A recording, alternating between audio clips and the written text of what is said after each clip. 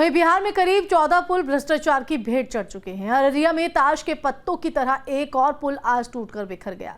तो वहीं पुलों की गिरती तस्वीरों ने राज्य में सियासी भूचाल ला दिया है। पक्ष और विपक्ष एक दूसरे पर हमलावर है।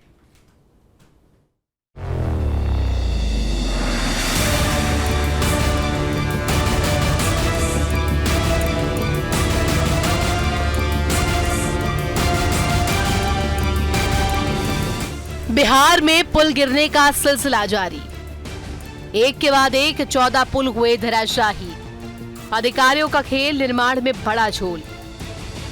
ब्रिज गिरने के मामले पर जारी वार पलटवार। अगर आपको पुल गिरने की तस्वीरें देखनी है तो आइए ना हमरा बिहार में।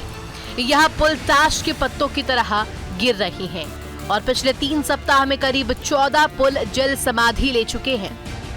पुल टूटने का ताजा मामला अररिया जिले से सामने आया।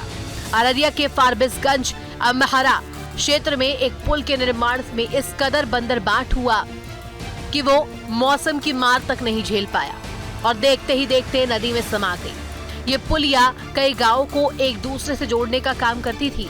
तस्वीरों में देखा जा सकता है कि कैसे सैलाब के प्रचंड प्रहार को ये पुलिया सह न सकी और ताश के पत्तों की तरह बिखर गई। पुलिया के टूट जाने से करीब 15 गांव की आवाजाही प्रभावित हुई है। पुल गिरने का सिलसिला इससे पहले भी चरम पर था। सहरसा में महिषी प्रखंड के सरडीहा चौक पर स्थित एक पुल ध्वस्त हो गई, जिसके कारण कई गांव का संपर्क टूट गया।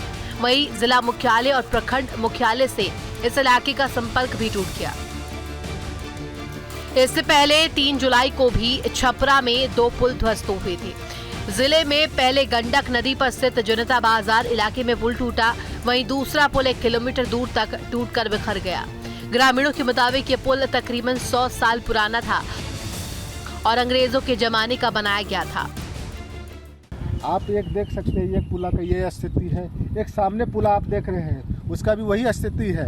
वो हमको लगता है 1-2 दिन में वो भी गिर जाएंगे। मुख्य मार्ग है जाने आने का, तो ये रास्ता में जो चूंकि यहाँ के सांसद महोदय भी, माननीय प्रदीप कुमार सिंह भी और यहाँ के स्थानीय विधायक विद्यासागर केसरी जी भी खुद दोनों आकर के देखे थे ये पुल की स्थिति क्या है, लेकिन पुल पर ध्यान पदाधिकारियों के द्वारा नहीं दी गई। छपरा की तरह सीवान में भी 3 पुलों ने जल समाधि ले ली। सीवान में पुल टूटने की पहली घटना महाराजगंज अनुमंडल के देवरिया गांव में घटी, जहां गंडक नदी पर बने पुल का एक पिलर धंस गया। बताया जा रहा है कि ये पुल तकरीबन 40 साल पुराना था। बिहार में जो पुल गिरे उनमें से कुछ निर्माणाधीन थे, कुछ खाली में बनाए गए थे, तो कुछ अंग्रेजों के जमाने के थे। फिर भी पुलों के जल समाधि लेने का आंकड़ा हैरान करने वाला है। बार बार पुल गिरने से सवाल उठ रहे हैं कि क्या बिहार में बने पुल इतने कमजोर है? क्या इतने पुल भ्रष्टाचार की भेंट चढ़ गए या पुलों के निर्माण में ही कुछ खामी थी? आंकड़ों को देखें तो 18 जून को अररिया, 22 जून को सिवान, 23 जून को मोतिहारी, 27 जून को किशनगंज, 28 जून को मधुबनी, 30 जून को एक बार फिर से किशनगंज। इसके बाद 3 जुलाई को सिवान में 3 और छपरा में 2 पुल या पुलिया गिर गए। बीते दिन छपरा में एक और पुल गिरने से चिंता बढ़ गई, तो वहीं अररिया में एक पुल बाढ़ बारिश की भेंट चढ़ गया। तो वही लगातार पुल गिरने की घटना सामने आने के बाद नीतीश सरकार एक्शन मोड में है। कई अधिकारी जांच की आंच में घिर गए हैं। बिहार सरकार ने अब तक 15 इंजीनियर्स को सस्पेंड कर दिया है। इस बीच राज्य में सियासत भी गर्माती हुई दिखाई दे रही है। आरजेडी के दिग्गज नेता नीतीश सरकार पर लगातार हमलावर है। बिहार के पूर्व डिप्टी सीएम तेजस्वी यादव नीतीश सरकार पर भ्रष्ट होने का आरोप लगा रहे हैं।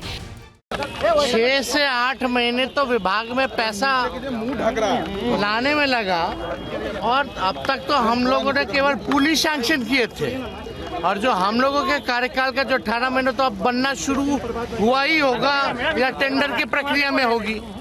लेकिन 18 महीने के अलावा 18 साल तक जनता दल यूनाइटेड के पास ग्रामीण कार्य विभाग रहा और ये सारे पुलें वही हैं जो गिर रही है, जो कि जनता दल यूनाइटेड के टाइम का है।